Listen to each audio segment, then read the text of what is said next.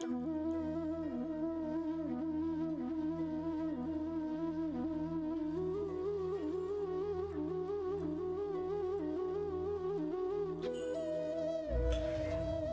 दोस्तों, मैं रोहित शर्मा स्वागत करता हूं सभी का आपके अपने चैनल ज्योतिषन वास्तु में। कैसे हैं आप सभी दोस्तों? आज हम बात करने वाले हैं यहां पर कि आप सभी को अपने दिमाग को बैलेंस रखना चाहिए इस बात के बारे में। जी हां दोस्तों, गुरु और शनि का ये कंजक्शन जो है, क्या ये आप सभी को परेशान कर रहा है? तो बिल्कुल ये आप सभी को परेशान कर रहा है और ये आप सभी को परेशान करेगा। आखिर क्यों और कब तक? इस बात को जानना और इस बात को समझना बहुत ज्यादा जरूरी है। प्लैनेटरी पोजीशंस के हिसाब से अभी जो समय चल रहा है, क्या ये समय बहुत ज्यादा खराब है? क्या ये समय आपको परेशान करेगा या फिर ये जो डिजीज का जो माहौल चल रहा है ये कब तक और रहेगा? इस बात को समझने की कोशिश पहले करिए, उसके बाद ही किसी निष्कर्ष पे पहुंचने का प्रयास करिएगा। देखिए, सबसे पहले तो कि 21 दिसंबर 2020 को सैटर्न एंड जुपिटर जो है वो द ग्रेट कंजक्शन बहुत ज्यादा क्लोज जो कि लास्ट 1600 के आसपास आए थे और अब आगे बहुत सालों बाद आएंगे। तो यहां पर ये जो कंजक्शन बना है, क्या ये खराब कंजक्शन है? सबसे पहला सवाल ही यही आता है कि क्या ये कंजक्शन खराब कंजक्शन है। दूसरी चीज कि क्या इस कंजक्शन के साइड इफेक्ट बहुत ज्यादा हैं? क्या इस कंजक्शन के नेगेटिव इफेक्ट बहुत ज्यादा हैं? क्या किसी भी वीडियो में आपको इन सवालों के जवाब मिले? नहीं मिले होंगे। मैं गारंटी दे सकता हूं कि नहीं मिले होंगे, क्योंकि शायद ही किसी ने इन दो बातों को समझाया होगा। सबसे पहली चीज कि क्या ये खराब कंजक्शन है? तो ये बिल्कुल भी खराब कंजक्शन नहीं है। चाहे वो आप साइंटिस्ट के नजरिए से देख लीजिए, चाहे आप एस्ट्रोलॉजी के नजरिए से देख लीजिए, the Jupiter and the Saturn conjunction is not a worst conjunction, it is not a bad conjunction। जी हां, इसे बोला जाता है द ग्रेट कंजक्शन, एक युग परिवर्तन का कंजक्शन, एक एरा चेंज होने का कंजक्शन। और जब कोई युग परिवर्तन का कंजक्शन होता है, जब कोई एरा चेंज होने का कंजक्शन होता है, तो वो कभी भी खराब नहीं होता है। खराब वो इसीलिए माना जाता है कि लोग चेंज को एक्सेप्ट नहीं कर पाते, और जब लोग चेंज को एक्सेप्ट नहीं कर पाते तो वो उस चीज को खराब बोल देते हैं। ये मानव प्रवृत्ति है, बहुत छोटी सी सोच वाला एक सोच की तरह एक प्रवृत्ति है। हकीकत में the Saturn and the Jupiter conjunction is not a bad conjunction. इस बात को नोट करके रख लीजिएगा। दूसरा सवाल कि क्या इस कंजक्शन के कोई साइड इफेक्ट्स हैं या नहीं हैं, और कहां कहां वो साइड इफेक्ट्स पड़ने वाले हैं, उस बात को आप समझते हैं। सबसे पहले जो सैटर्न एंड जुपिटर का जो कंजक्शन हुआ है, ये कंजक्शन आपका कब हुआ है? 21 दिसंबर 2020 को। कौन से नक्षत्र में हुआ है? उत्तराषाढ़ा नक्षत्र। उत्तराषाढ़ा नक्षत्र के कौन से चरण में हुआ है? ये बात शायद ही किसी ने आप सभी को बताई होगी कि उत्तराषाढ़ा नक्षत्र के तीसरे चरण में इस कंजक्शन का चेंजिंग हो रहा है। कंजक्शन जो बन रहा है वो उत्तराषाढ़ा नक्षत्र के तीसरे चरण में बन रहा है। अब देखिए, समय को समझिएगा, डिटेल्स को समझिएगा। 23 दिसंबर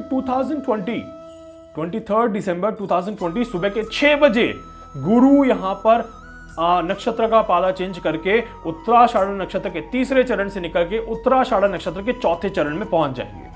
पहली चीज, उत्तराषाढ़ा नक्षत्र के तीसरे चरण से निकल के चौथे चरण में पहुंच जाएंगे। तीसरा चरण जो होता है, मैं बिल्कुल मानता हूं इस बात को कि तीसरा चरण जो होता है वो लड़ाई का चरण होता है, वो झगड़ों का चरण होता है, वो युद्ध का चरण होता है। उत्तराषाढ़ा नक्षत्र का जो तीसरा चरण होता है वो कहीं ना कहीं चीजों को भ्रमित करने का चरण होता है। जी हां, ये जो चरण होता है ये चीजों को भ्रमित करने का चरण होता है। ये एक छल, एक दिखावे का चरण होता है और इंसान के फ्लक्चुएशन को डिनोट करता है कहीं ना कहीं। तो तीसरा चरण जो हो गया वो इस तरह से आपको देगा रिजल्ट्स। अब यहां पर सवाल ये आता है कि कितने दिन तक इसके इफेक्ट पड़ते हैं। देखिए, आप मान लीजिए कि आप बारिश में बाहर खड़े हैं और आप भीग गए। आप बारिश में खड़े हैं, आप भीग चुके हैं, अब आप कब तक सूखेंगे? ऐसा नहीं कि आप 1 मिनट में सूख जाएंगे, सवाल ही नहीं। तो एक चीज का प्रोसेस होता है। तो जब तक जितना टाइम एक कपड़े को सूखने में और एक शरीर को सूखने में लगता है, उतना आपको लगेगा ही लगेगा। तो उतना समय आपको निकालना पड़ेगा। और अगर आप कंटिन्यू बारिश में ही खड़े रहेंगे, फॉर एन एग्जांपल उत्तराषाढ़ा नक्षत्र का तीसरा चरण मींस कि आप बारिश में खड़े हैं और उत्तराषाढ़ा नक्षत्र का चौथा चरण मींस कि आप बारिश से बाहर आ चुके हैं और आप सूख चुके हैं।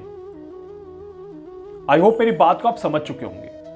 अब उत्तराषाढ़ा नक्षत्र के तीसरे चरण से गुरु अपने आप को निकाल के चौथे चरण में कब जा रहे हैं? ये जा रहे हैं 23 दिसंबर सुबह 6 बजे, मतलब कि एक दिन, सिर्फ और सिर्फ एक दिन Jupiter is standing near to Saturn with Uttarashadha nakshatra third चरण, एक दिन। शनि क्या कर रहे हैं इस समय? शनि भी देखिए दोस्तों 25 दिसंबर 2020 को तीसरे चरण से निकल के चौथे चरण में प्रवेश कर रहे हैं। अब चौथा चरण क्या है? उत्तराषाढ़ा नक्षत्र के अगर चौथे चरण की दोस्तों अगर यहां पर बात करेंगे दोस्तों, तो उत्तराषाढ़ा नक्षत्र का जो चौथा चरण रहेगा ये आत्मा का कारक है। जी हां, उत्तराषाढ़ा नक्षत्र का चौथा चरण जो है ये बैलेंस का कारक है, ये ट्रुथ का कारक है, ये चैरिटी का कारक है, ये रिलीजियस का कारक है। उत्तराषाढ़ा नक्षत्र का चौथा चरण अच्छाई का कारक है। साथ ही साथ जुपिटर एंड सैटर्न का जो कंजक्शन है ये भी अच्छाई का कंजक्शन है। ये अच्छाई का कंजक्शन क्यों है? आखिर कैसे बोल सकते हैं कि इस कंजक्शन को अच्छाई का कंजक्शन, जबकि पूरी दुनिया ही इसको खराब कंजक्शन बोल रही है? कैसे समझने की कोशिश करिए। अच्छाई के कंजक्शन का मतलब क्या होता है? देखिए, गुरु क्या है? गुरु है धर्म का स्वामी, रिलीजियस, देव गुरु, अच्छाई का स्वामी। सैटर्न क्या है? शनि क्या है? शनि कर्म का स्वामी। जहां पर धर्म और कर्म एक साथ आपस में मिलेंगे, क्या वहां पर कुछ खराब हो सकता है? बताइए आप कि जहां पर धर्म और कर्म एक साथ आपस में मिलेंगे तो वहां पर क्या कुछ खराब हो सकता है? यह बात सोचने वाली बात है।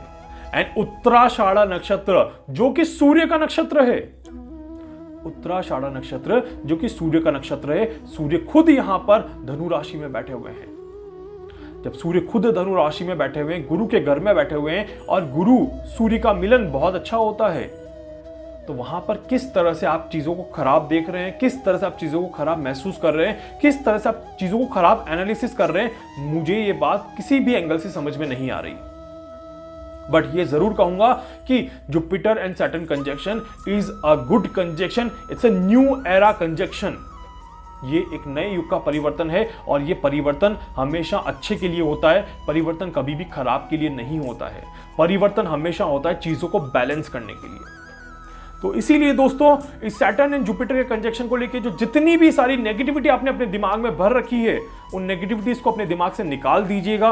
अदरवाइज आप ही का नुकसान है, किसी और का नुकसान नहीं है। बट हकीकत को समझिए, चीजों को बैलेंस के साथ समझिए, पॉइंट्स के साथ समझिए, आप सभी को फायदा मिलेगा।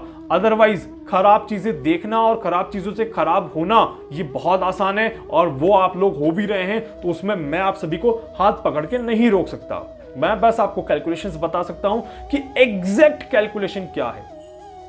यहां पर Saturn and Jupiter conjunction is not harmful for आम जनता। ये बात भी लिख के ले लीजिएगा।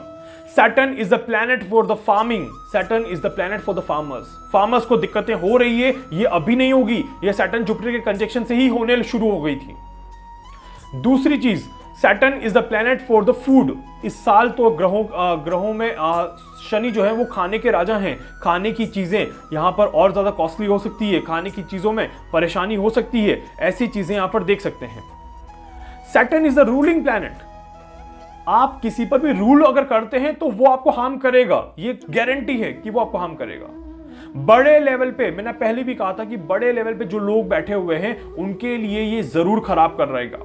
जो पॉलिटिशियंस हैं या जो ऐसे व्यक्ति हैं जो अपने आप को स्वार्थ के साथ आगे लेके जाने की कोशिश करते हैं, अपने आप को दूसरों से बड़ा बताने की कोशिश करते हैं, उन सभी को ये हार्म करेगा। जहां पे धर्म और कर्म का कंजक्शन बनेगा वहां पे कोई भी किसी भी तरह से हार्म नहीं होगा। मतलब कि जहां पर एक जैसा इंसान व्यवहार करेगा वहां पर कोई दिक्कत नहीं होगी। आप लोगों की भलाई के लिए कुछ भी करेंगे, आपको 1% भी नुकसान नहीं होगा। यहां पर बड़े बड़े देशों के लोगों को, बड़े बड़े लोगों को परेशानियां हो सकती है। उद्योगपति हो गया आपका कोई ऐसा आदमी जो कि कानून से संबंध रखता है, ऐसा आदमी जो पॉलिटिक्स में संबंध रखता है, वहां पर दिक्कतें हो सकती है। जो अपने आप को बड़ा समझता है उसको दिक्कत हो सकती है।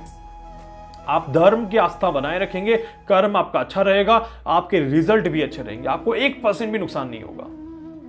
ये कंजक्शन ज्यादा से ज्यादा 7 दिन इफेक्ट देगा। 7 दिन के बाद धीरे धीरे बैलेंसिंग बनना स्टार्ट हो जाएगा और दूसरे ग्रहों का भी प्रभाव पड़ेगा। ऐसी बात नहीं कि ये कंजक्शन ही सालों साल चलता रहेगा। इस कंजक्शन के इफेक्ट रहेंगे, बट इस कंजक्शन के बाद अब नेक्स्ट प्रायोरिटी बाकी के ग्रहों की आती रहेगी जैसे जैसे। और जुपिटर बहुत जल्दी दूर जाना शुरू कर देगा। जुपिटर बहुत फास्ट मूवमेंट पे यहां पर चलेगा, जिसे रुकने का समय भी नहीं मिलेगा। तो इसीलिए धर्म में आस्था बना के रखना ही रखना है। अब हम यहां पर बात करें अगर कि जो यूके में जो एक तरह से जो वापस से जो कोरोना की बाढ़ आई है, इसका क्या सीन चलेगा। देखिए दोस्तों, ये जो कोरोना की जो वापस बाढ़ आई है, ये भी मात्र 7 दिन तक इफेक्ट देगी। 7 दिन के बाद कहीं ना कहीं चीजें जो है वो वापस से बैलेंस होना शुरू हो जाएंगी और ये कहीं ना कहीं एक कुछ अलग तरह की चीज बाहर निकल के आएगी। मैं ये भी कह देता हूं कि इसका कोरोना से कोई बहुत ज्यादा संबंध नहीं रहेगा और ना ही इससे बहुत ज्यादा कोई नुकसान होने वाला है। देख लीजिएगा आप, समय चीजें सारी की सारी सामने निकल के आएगी। 7 से 10 दिन मैक्सिमम, 7 से 10 दिन। और जैसे जैसे 2020 खत्म होता जाएगा, 2021 शुरू हो जाएगा, चीजें और भी ज्यादा बैलेंस हो जाएगी। तो ना तो ये युद्ध का समय है अभी, ना ये विनाशकारी समय है, ना ही चीजें खराब करने का समय है। लोग कहां की बात को कहां लिंक करके क्या बोल रहे हैं, उससे आपको समझदारी रखना है, क्योंकि ये जो समय है ये दिमाग को भ्रमित करने का समय है। ये आप सभी को मूर्ख बनाने का समय है और आप अगर अपने आप में मूर्ख बनते हैं तो उसकी जिम्मेदारी भी आपकी होगी, किसी और की नहीं होगी। इसलिए इस बात का ध्यान रखिएगा, अपने आप को बैलेंसिंग रखिएगा, अपने आप के साथ शांत रहिएगा, ताकि आपका समय अच्छा जाए, आपको अच्छे रिजल्ट मिले और आप कहीं पर भी नेगेटिव ना सोचें। इस बात का विशेष ध्यान रखिएगा। साथ ही साथ वीडियो अगर अच्छा लग जाए तो वीडियो पे एक लाइक का बटन जरूर दबा दीजिएगा। अपनी जो भी थ्योरी है आपकी, जो भी सोच है आपकी, जो भी रिप्लाई है आपके, कमेंट में जरूर लिख दीजिएगा। वीडियो को लाइक कर दीजिएगा, शेयर कर दीजिएगा, चैनल को सब्सक्राइब कर दीजिएगा और साथ ही साथ वीडियोस को जितना हो सके शेयर कर दीजिएगा, ताकि बाकी सारे लोग भी अपने आप को बैलेंसिंग कर पाएं, अपने आप को सही कर पाएं और इस गलत सोच से वो सभी बाहर निकल पाएं। उम्मीद करता हूं वीडियो आपको अच्छा लगेगा। वीडियो को लाइक करिए और दूसरों तक फॉरवर्ड करिए, ताकि आपको कोई परेशानी नहीं होगी। अगर आप मुझसे कुछ पूछना चाहते हैं, कुछ जानना चाहते हैं, अपनी कुंडली का एनालिसिस करवाना चाहते हैं, आप सभी मुझसे संपर्क कर सकते हैं। मैं पेड एनालिसिस करता हूं, यहां बता रहा हूं ताकि किसी को कंफ्यूजन ना हो।